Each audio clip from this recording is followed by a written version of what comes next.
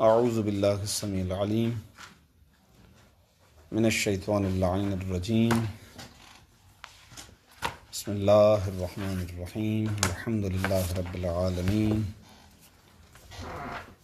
وصلی اللہ علی محمد وآلہ الطاہرین اللہم صلی علی محمد وآل محمد وعجل فرجہم۔ خوب آگا الحمدللہ ہماری گزشتہ درس کے اندر منصوبات کی بحث ہو گئی مکمل، اور یوں سمجھیں کہ اسم سے منسلک ہماری 70% بحث مکمل ہو چکی ہے کتاب ہدایہ کی بنسبت۔ اب یہ جو تمرینات آئی ہوئی ہیں بہت اہم تمرینات ہیں۔ پہلے مرحلے میں انہوں نے کہا کہ الاسئلہ 2 سوالات یہاں پر انہوں نے بیان کیا، اس کے بعد انہوں نے کہا التمارین، کچھ تمرینات ہیں۔ فرماتے ہیں استخرج الحروف، وہ حروف آپ نکالیں النافیہ، کہ جو حروف نافیہ ہیں البتہ غیر العاملہ، جو عمل نہیں کر رہے ہیں۔ پھر وبین، اور پھر آپ بیان کریں سبب الاحمالی، سبب کو بیان کریں اس کے محمل ہونے کا سبب، کیوں وہ عمل نہیں کر رہا۔ مما یلی من الآیات الشریفہ، وہ قرآن کی آیت کی جو نیچے آ رہی ہیں ان میں سے۔ یہ تمرین ایک۔ دوسری فرماتے ہیں ضع خطا تحت ما تجد صحیحا، fill in the blanks سے آپ کے سامنے 3 آپشنس ہیں، پھر آپ ان میں سے صحیح اعراب کے ساتھ عبارت کو اس جگہ پر کیا کریں، لکھیں، یا پھر آپ وہ جو آگے 3 آپشن ہیں ان میں سے کسی ایک کے نیچے لکیر کھینچ لیں۔ ضع قرار دیں، خطاً لکیر، تحت ما اس لفظ کے نیچے، تجدہ صحیحا جس کو آپ صحیح سمجھتے ہیں، کہ لا عذر لک مقبول مقبولا مقبولا، کیا ہونا چاہیے اس کے نیچے آپ کو جو ہے وہ خط ڈالنا ہے۔ پھر اسی میں تیسرا سوال ہے اعرب ما یلی، کہہ رہے ہیں اگر ہم آپ کو نیچے 2 قرآن کی آیات دے رہے ہیں، آپ کو ان کی ترکیب کرنی ہے۔ اس کا مطلب آغائے شیر افغن اس مقام تک یہ توقع کر رہے ہیں کہ ہمارا طالب علم اتنا باصلاحیت ہو چکا ہے کہ اس کے سامنے قرآن کی آیت کو اگر رکھیں تو انشاءاللہ وہ اس کی ترکیب کر لے گا۔ اب آپ کو چیک اینڈ بیلنس کرنا ہے کہ کر لیں گے یا نہیں کریں گے۔ پہلے تو آپ کو خود سے کوشش کرنی ہے، پوری کوشش کر کے اس کی ترکیب کرنے کی کوشش کرنی ہے، پھر آپ اس کو ری چیک کریں۔ ری چیک آپ جو ہے وہ قرآن کی جو اعراب القرآن کی اپلیکیشنس ہیں یا کتاب وغیرہ لے کے چیک کریں، جو آپ نے جو سوچا ہے کہ یار ترکیب میں یہ چیز ہے یہ صحیح ہے یا صحیح نہیں ہے۔ پھر اگلے مرحلے میں فرماتے ہیں تمارین عامۃ، کچھ عمومیت عام تمرین۔ عام تمرین سے مراد یہ ہے کہ ابھی تک کی جو ہماری تمرینات تھی وہ تو تھی پچھلے سبق سے تعلق رکھنے والی، اب ہم تمارین عامہ کو آپ کی خدمت میں پیش کر رہے ہیں جن کا تعلق پورے منصوبات سے، وہاں سے شروع کریں گے مفعول بے سے لے کر آخری جو شبیب لیسا کی خبر آئی تھی وہاں تک کا سارا سلسلہ ہے۔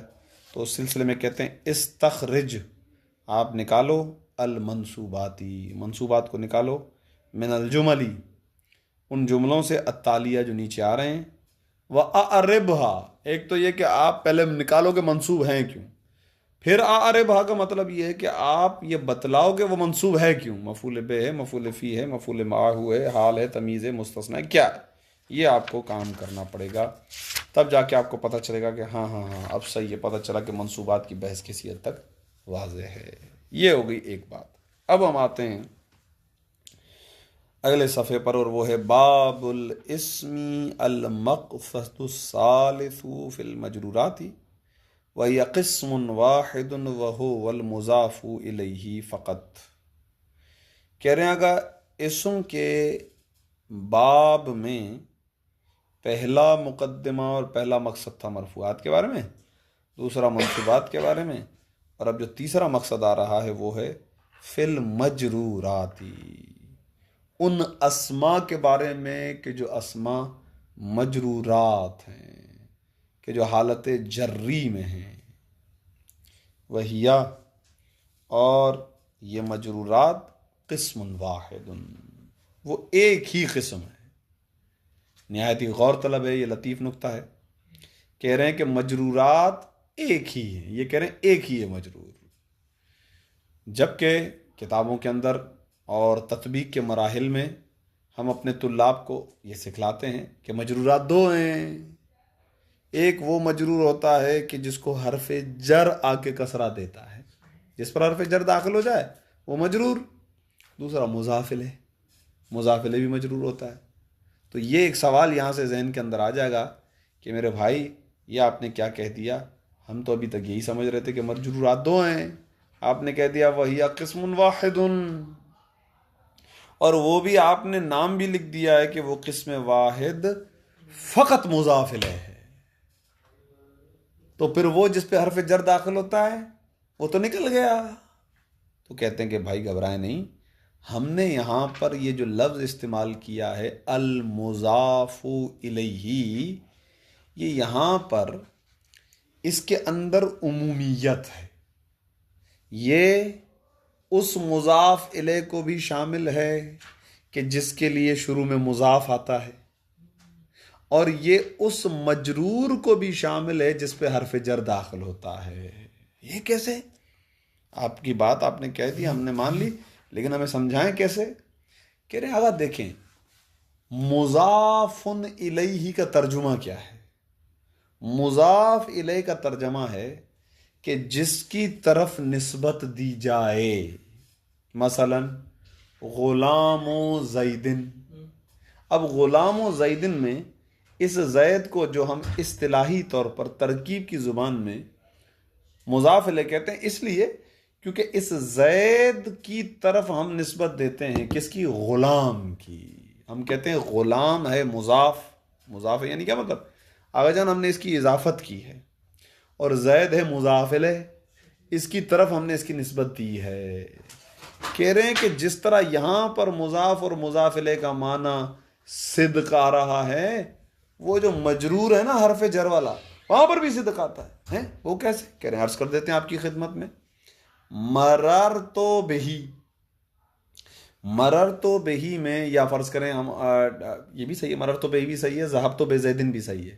کہہ رہے اگر آپ چلے جائیں ذہبتو بزیدن کے اندر یا مررتو بہی کے اندر، تو یہاں پر بھی یہ جو با حرف جر کے بعد ضمیر آ رہی ہے، مررتو بزیدن یا اپنا ذہبتو بزیدن، یہ جو زید حرف جر کے بعد آ رہا ہے یہ بھی مضاف الیہ ہے، اسی معنی میں۔ کس معنی میں؟ کہ اس زید کی طرف نسبت دی گئی ہے، کس کی؟ اسی ذہبتو کی۔ میں نے بھیجا ہے زید کو، میں گزرا ہوں زید سے۔ اور یہی کمال ہے حرف جر کا کہ حرف جر اپنے متعلق کا معنی اپنے مدخول تک پہنچاتا ہے۔ اپنے متعلق سے مراد جس سے تعلق جوڑتا ہے اس کا معنی یہ پاس کرتا ہے اپنے مدخول تک، یہ پہنچاتا ہے، معنی حرف جر کے ذریعے سے پہنچتا ہے، لہٰذا اس اعتبار سے اس کا متعلق بن جاتا ہے مضاف، اور جس پر یہ داخل ہوا ہے وہ ہے مضاف الیہ۔ تو ہو گیا نا ہماری بات صحیح ہوگی نا؟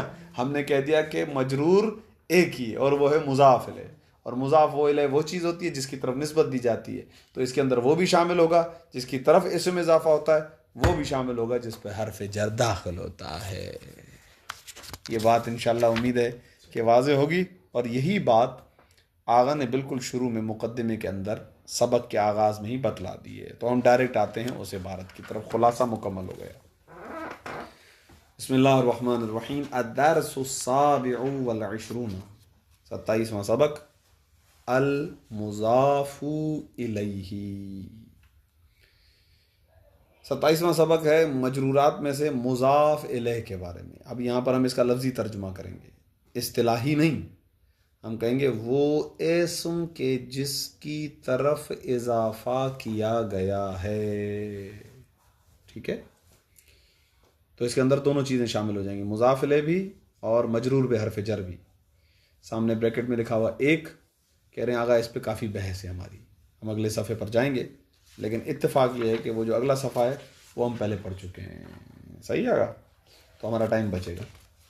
اب ہم آتے ہیں کہ آپ کی خدمت میں ڈائریکٹلی آپ کے لیے مضاف الیہ کی ڈیفینیشن کو ہم واضح کر دیں کہ ہم جو یہاں پر مضاف الیہ استعمال کر رہے ہیں نا، مضاف الیہ، تو آگا ہماری مراد اصطلاحی مضاف الیہ مراد نہیں ہے کہ وہ جو ترکیب کی زبان میں استعمال کیا جاتا ہے کہ غلام مضاف زید مضاف الیہ، وہ ہماری مراد نہیں ہے، بلکہ ہماری مراد ہے ہر وہ شے کہ جس کی طرف کسی چیز کی نسبت دی جائے۔ دیکھیں تعریف فرماتے ہیں وَهُوَ، یہ مضاف الیہ، کلو اسم، یہ ہر وہ اسم ہے کہ نسب الیہ شیء، کہ جس کی جانب نسبت دی گئی ہوتی ہے شیء، کسی بھی شے کی۔ غلام و زید میں غلام کی تھی، اور مررت بزید میں مررت کی تھی، دونوں چیزیں شامل ہو گئی، صحیح ہے۔ وَهُوَ كُلُّ اسم، مضاف الیہ ہر وہ اسم ہے، نسب الیہ شیء، کہ جس کی جانب نسبت دی گئی ہوتی ہے کسی شے کی۔ اب وہ نسبت بواسطتی حرف الجر، اب یہ جو کہا ہے نا، یہاں سے دونوں قسموں کو شامل کریں گے کہ بسا اوقات اس طریقے سے ہوتا ہے کہ حرف جر کے واسطے کے ذریعے سے نسبت ہوتی ہے، اور وہ حرف جر لفظاً، لفظوں میں موجود ہوتا ہے۔ مثال آ گئی، نحو مررت بزید، اس مثال میں لفظ زید مضاف الیہ ہے، کیونکہ یہ ایک ایسا اسم ہے کہ جس کی طرف نسبت دی گئی ہے ایک شے، وہ شے کیا ہے؟ مررتو کی نسبت دی گئی ہے بے واسطت حرف الجر، حرف جر کا درمیان میں واسطہ ہے، وہ ہے با، اور وہ لفظوں میں موجود ہے۔ لیکن ہم ترکیب جب کرتے ہیں تو ہم یہ نہیں کہتے کہ مررتو مضاف، یہ نہیں کہتے ہیں، اور بے زیدن میں زید مضاف الیہ ہم یہ نہیں کہتے، ہم کہتے ہیں مررتو فعل اور فاعل ہے، با حرف جر ہے، زیدن مجرور ہے، بس یہی مطلب اب بتا رہے ہیں۔ وَيُعَبَّرُ، اور تعبیر کیا جاتا ہے، عن ھذا الترکیبی، اس ترکیب کو تعبیر کیا جاتا ہے، فی الاصطلاحی، ترکیبی اصطلاح میں کیا تعبیر کیا جاتا ہے؟ اس طریقے سے تعبیر کیا جاتا ہے، بِأَنَّهُ، اس طرح سے کہ بلا شبہ بالتحقیق یہ یعنی بے زید جار و مجرور، ہم اس کو جار مجرور کہتے ہیں، مضاف الیہ نہیں کہتے ہیں۔ یہ ہو گئی ایک قسم۔ اب دوسری قسم، او، یہ او ہو گیا حرف عطف، اور جو لفظ تقدیراً آ رہا ہے اس کو ہم عطف کریں گے اوپر لفظاً پر، تو تعریف یوں بن جائے گی، ہر وہ اسم کہ جس کو نسبت دی جائے کسی شے کی طرف حرف جر کے واسطے سے تقدیراً، یعنی وہ حرف جر لفظوں میں موجود نہیں ہے، چھپا ہوا ہے۔ مثال نحو غلام و زیدن، اس مثال میں ہماری شاید مثال لفظ زید ہے، یہ ایسا لفظ ہے، ایسا اسم ہے کہ جس کی طرف کسی شے یعنی غلام کی نسبت دی گئی ہے بے واسطہ ہے حرف جر، حرف جر کا یہاں پر واسطہ موجود ہے، البتہ وہ تقدیر میں ہے۔ کتاب العوامل میں ہم نے آخر میں پڑھا تھا مضاف کی بحث کے اندر، اس کو کھولیں تو یہ عبارت یوں ہے، تقدیرہ، اس عبارت کی تقدیر یوں ہے، کیا ہے؟ غلام لی زیدن، زید کا غلام، ترجمہ وہی ہے، زید کا غلام۔ لیکن ہم جب اضافت کرتے ہیں تو اضافت میں ہمارا مقصود یہ ہوتا ہے، یہ بہت بحث قیمتی بحث ہے، بہت قیمتی بحث ہے، انشاءاللہ کوشش کروں گا کہ اس پہ جان لگائیں آپ کے لیے۔ اضافت جو ہے اس کا قصد اور ارادہ یہ ہوتا ہے کہ جتنا زیادہ ممکن ہو سکے کہ دو لفظوں کو اتنا ایک دوسرے کے قریب کر دیں کہ ایک لگنے لگے، ایک لفظ کو دوسرے لفظ کے ساتھ جب جوڑ رہے ہیں اضافت کے رشتے کی وجہ سے، جتنا ممکن ہو سکے کہ اس سے چیزیں ہٹائیں، حرف جر ہٹا دیتے ہیں، مضاف پر سے تنوین ہٹا دیتے ہیں، مضاف پر سے الف لام ہٹا دیتے ہیں، یہ ساری چیزیں میں بیان کروں گا صفت مشبہ کی بحث کے اندر انشاءاللہ آنے والی آگے۔ یہاں بھی چند ایک جاہتیں ذکر کروں گا۔ تو یہاں پر ہے غلام لزیدن، غلام الگ چیز ہے، کیوں؟ کیونکہ اس پہ تنوین آ گئی نا، تو یہ اس میں تام ہو گیا۔ اب میں چاہتا ہوں کہ غلام اور زید کو ایک بنا دوں، اضافت دینا چاہتا ہوں، تو میں نے لام کو درمیان سے حذف کر دیا. لام کو حذف کرنے کے بعد اب جب میں غلام کو زید کی طرف اضافہ کرنا چاہتا ہوں تو میں نے غلام سے تنوین بھی ہٹا دی. اور یہ ہم پڑھ چکے ہیں کتابیں میں تو عامل کے اندر کہ مضاف پر 4 چیزیں نہیں آ سکتی. تنوین نہیں آئے گی، الف لام نہیں آئے گا، اور تنوین کے قائم مقام 2 چیزیں نون تثنیہ اور نون جمع، یہ دونوں نہیں آئیں گے. اور اس غلام زید کو غلام و زیدن کو وَيُعَبَّرُ عَنْهُ، اور اس ترکیب کو تعبیر کیا جاتا ہے فی اصطلاحی ترکیب کے اندر بِأَنَّهُ، اس طریقے سے کہ یہ غلام و زید مضاف و مضاف الیہ. اب واضح ہو گئی عبارت خلاصے کے ساتھ جوڑ کر. اب وہی بات جو تھوڑی دیر پہلے ابھی بتائیے وہ اب آ رہی ہے. وہ کیا ہے؟ قاعدۃ. آغا جان ایک قاعدہ کلیہ ہے. وہ کیا ہے؟ یجب، واجب ہے. تجرید المضافی، تجرید کا مطلب ہوتا ہے خالی کرنا. خالی کرنا واجب ہے. کس کو خالی کرنا؟ المضاف. اب یہاں پر یہ جو لفظ المضاف آیا ہے نا، اس سے مراد وہی اصطلاحی مضاف ہے. اب یہاں پر وہ لغوی نہیں ہے. یعنی یہاں پر مراد ہوگی زید، غلام کہہ رہے ہیں گا مضاف کو خالی کرنا واجب ہے. کس چیز سے خالی کرنا؟ عن التنوین، تنوین سے خالی کرنا واجب ہے. نہ فقط تنوین، وما، اور اس چیز سے بھی خالی کرنا واجب ہے کہ یقوم مقامہ، کہ جو چیز قائم مقام تنوین ہے، جو چیز تنوین کی قائم مقام بنتی ہے، وہ کیا آئے گا؟ نون تثنیہ اور نون جمع. مثلا نحو غلام و زیدن، یہ مثال ہے تنوین سے خالی ہونے کی. وغلام ما زیدن، یہ مثال ہے نون تثنیہ کے خالی ہونے کی. اصل میں تھا غلامانی، اضافت کی وجہ سے نون گر گیا. ومسلمو مصرن، یہ اضافت ہے، یہ مثال ہے نون جمع سے خالی ہونے کی. خوب، یہ ایک بحث یہاں پر ہوگی مکمل. دوسری بحث کہہ رہے ہیں آقا یہ جو ہم نے آپ کی خدمت میں بیان کیا کہ ایک اسم کو دوسرے اسم کی طرف جب ہم اضافہ کرتے ہیں، ایک اسم کو دوسرے اسم کی طرف جب ہم نسبت دیتے ہیں، تو ترکیب میں، اصطلاحی ترکیب میں ہم اس کو کہتے ہیں مضاف اور مضاف الیہ. مضاف اور مضاف الیہ. کہہ رہے ہیں آقا یہ جو مضاف اور مضاف الیہ کے درمیان رشتہ ہے نا اضافت کا، اس اضافت کے رشتے کی 2 قسمیں ہیں. اضافت کی 2 قسمیں ہیں. ابتدائی طور پر سب سے پہلے آپ کی خدمت میں ان کے ناموں کو بیان کرتے ہیں. اضافت معنوی اور اضافت لفظی.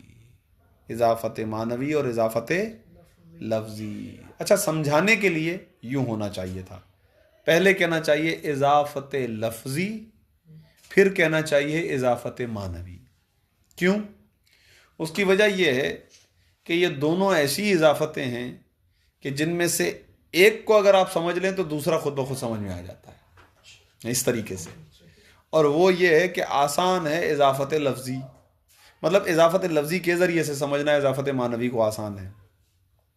لیکن چونکہ انہوں نے معنوی پہلے اور لفظی بعد میں لکھی ہے تو اس کی وجہ یہ ہے کہ یہ ہیں قائل اصل کے. اصل کے یعنی کیا مطلب؟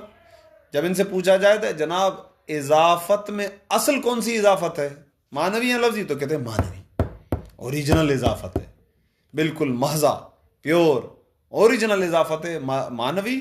لفظی کو بس کہتے ہیں ہم اضافت، ورنہ اس کے اندر اضافت والی کوئی بات نہیں ہے. یوں سمجھ لیں. لیکن میں آپ کو خلاصے میں پہلے لفظی سمجھاتا ہوں پھر معنوی. وہ کیا ہے؟ آسان. اگر صیغہ صفت، خوب، صیغہ صفت سے کیا مراد ہے؟ کہ رہے گا صیغہ صفت سے مراد ہے صیغہ اسم فاعل، صیغہ اسم مفعول. یہ دونوں اگر، یا صیغہ صفت مشبہہ، یہ تینوں اگر اپنے معمول کی طرف اضافہ ہوں، صیغہ اسم فاعل، اسم مفعول، صفت مشبہ، اگر یہ اپنے معمول کی طرف اضافہ ہو، معمول سے مراد ان کا فاعل اور ان کا مفعول بہی، تو یہ اضافت ہے، اضافت لفظی۔ پہلے ایک جملے میں دہراتا ہوں، اگر صیغہ صفت اپنے معمول کی طرف اضافہ ہو تو یہ اضافت لفظی ہے، اور اس کے علاوہ ہر اضافت معنوی ہے۔ دیکھا سمجھ میں آیا نا؟ میں نے کہا نا ضد کے ذریعے سے پہچانا جائے گا۔ اگر صیغہ صفت اپنے معمول کی طرف اضافہ ہو تو وہ اضافت لفظی، اس کے علاوہ ہر اضافت معنوی۔ خوب، اب سوال کیا جائے گا یار صیغہ صفت سے کیا مراد ہے؟ جواب، اس میں فاعل، اس میں مفعول، خوب، صفت مشبہ، ٹھیک ہے۔ پھر پوچھا جائے گا جناب یہ معمول سے کیا مراد ہے؟ کہا جائے گا فاعل اور مفعول بہی۔ کیوں؟ کیونکہ وہ صیغہ صفت اس پر عمل کرتا ہے، اپنے فاعل کو رفع دیتا ہے اور اپنے مفعول کو نصب دیتا ہے، اس لحاظ سے وہ اس کا بن جائے گا معمول، فاعل اور مفعول بہی۔ خوب، اس کے علاوہ ہر اضافت معنوی ہے۔ یہ تو ہے آسان طریقہ یاد کرنے کا۔ اب ہم آتے ہیں متن کی طرف۔ اقسام الاضافتی، اضافت کی اقسام۔ علم، جان لیجئے کہ ان الاضافت، اگر وہ مضاف اور مضاف الیہ کے درمیان جو رشتہ ہے نا، رشتہ اضافت، وہ علی قسمینی، وہ مشتمل بر دو قسم ہے، یعنی اس کی دو قسمیں۔ الاول معنویۃ، پہلی قسم ہے معنوی، یہ معنی کی طرف منسوب ہے، اسی لیے اس کا نام رکھا گیا ہے معنویہ۔ کہہ رہے ہیں آگا وَتُسَمَّى أَيْضًا حَقِيقِيَّةً وَمَحْضَةً۔ کہہ رہے ہیں آگا یہ جو معنوی اضافت ہے نا، اس کا نام ہے حقیقیہ اور اسی کا نام ہے محضہ۔ محضہ یعنی پیور، بالکل خالص، یعنی حقیقی اضافت تو یہی ہے۔ کیوں؟ کیونکہ اوپر ہم پڑھ چکے ہیں آگا، مضاف الیہ کی تعریف میں ہم نے پڑھا تھا کہ جہاں پر حرف جر بیچ میں چھپا ہوا ہو، اور چونکہ اضافت معنوی ہی وہ اضافت ہے جس میں حرف جر چھپا ہوا ہوتا ہے، لفظی میں ہوتا ہی نہیں ہے، تو وہ تو ایسے ہی ہم اس کو اضافت کا نام دیتے ہیں، کیونکہ اس کے اندر بہرحال کسی حد تک فائدہ حاصل ہوتا ہے، لیکن حقیقی فائدہ جو پورے طریقے سے حاصل ہوتا ہے وہ اضافت معنوی سے حاصل ہوتا ہے، اسی لیے اس کو اضافت حقیقیہ بھی کہتے ہیں، اضافت محضہ بھی کہتے ہیں۔ تو یہ جہت ہے کہ اصل حرف جر تو اسی کے اندر چھپا ہوا ہے۔ چلے بھائی تعریف کر دیں ہمارے لیے۔ کہہ رہے ہیں اگر تعریف کے اعتبار سے تو دیکھیں تو وہ جو ہم نے خلاصے میں کی تھی وہ بڑی آسان تھی، اضافت لفظی کے علاوہ ہر اضافت معنوی ہے، لیکن چلیں پھر بھی ہم آپ کے لیے تعریف کر دیتے ہیں۔ وہ کیا ہے؟ وہیا، کہہ رہے ہیں آگا اضافت معنوی وہ اضافت ہے ان یکون المضاف ہو، کہ جہاں پر مضاف غیر صفت، مضاف ایسی صفت نہ ہو، لفظی ترجمے پہ دقت کریں، اضافت معنوی وہ اضافت ہے کہ جہاں پر مضاف ایسی صفت نہ ہو کہ جو صفت مضافتن، کہ جو صفت اضافہ کی گئی ہو الی معمولہا۔ کیوں؟ کیونکہ یہ تعریف بن جائے گی اضافت لفظیہ کی، ایسا صیغہ صفت جو اپنے معمول کی طرف اضافہ ہو، تو ہم کہیں گے کہ آغا جان اضافت معنوی ایسی اضافت کہ جہاں پر مضاف غیر صفتن، غیر صفتن یعنی ایسی صفت نہ ہو کہ جو اپنے معمول کی طرف اضافہ ہو۔ بہت بہترین تعریف کی ہے، یوں ہم نہیں کہیں گے کہ بیکار تعریف کی ہے، بلکہ ہم یوں کہہ سکتے ہیں کہ اس میں جامد ہوتا ہے یا صیغہ صفت تو ہوتا ہے لیکن وہ اپنے معمول کی طرف اضافہ نہیں ہوتا، معمول کی طرف اضافہ ہوگا تو لفظی ہوگی نا۔ تو اضافت معنویہ وہ ہے کہ جس میں مضاف وہ صیغہ صفت نہ ہو کہ جو اپنے معمول کی طرف اضافہ ہوا ہو۔ تعریف کے بعد فرماتے ہیں وَأَنْوَاعُهَا، اس اضافت معنویہ کی 3 قسمیں، اور یہ ہم نے وہاں پڑھی تھی کتاب عوامل کے اندر۔ وہاں پر اضافت لفظیہ کو بتایا ہی نہیں تھا انہوں نے، وہاں پر فقط کہا تھا مضاف کی اضافے کی 3 قسمیں۔ پہلی کیا ہے؟ وَهِيَ ثَلَاثَةٌ، یہ 3 ہے۔ الاول، پہلی اللامیہ، لامیہ یعنی وہ کہ جہاں لام چھپا ہے، وہی، اور یہ اضافت معنویہ لامیہ وہ اضافت ہے ما کانت علی تقدیر اللامی، کہ جو لام کی تقدیر پر مشتمل ہو، جس کے اندر لام چھپا ہوا ہو. مثال ناگو غلام زیدن تھا کیا اصل میں غلام لی زیدن. یا لجام الفرسی گھوڑے کا لگام, تو یہ اصل میں کیا تھا لجام للفرسی. سوال آغا 2 مثالیں کیوں دی؟ کہہ رہے ہیں آغا یہ اشارہ ہے اس بات کا کہ بسا اوقات وہ لام اضافی ہوتا ہے, بسا اوقات وہ لام جو ہے وہ ملکی ہوتا ہے. ملکی میں ایسا ہوتا ہے کہ واقعاً زید غلام کا مالک ہے. جب ہم کہتے ہیں کہ زید کا غلام تو واقعاً یہ غلام زید کا مملوک ہے اس کی, اور جو زید اس کا مالک ہے. لیکن جب ہم کہتے ہیں لجام للفرس تو گھوڑا مالک نہیں ہے اس لگام کا, وہ الگ بات ہے, اس کے ساتھ خاص ہے.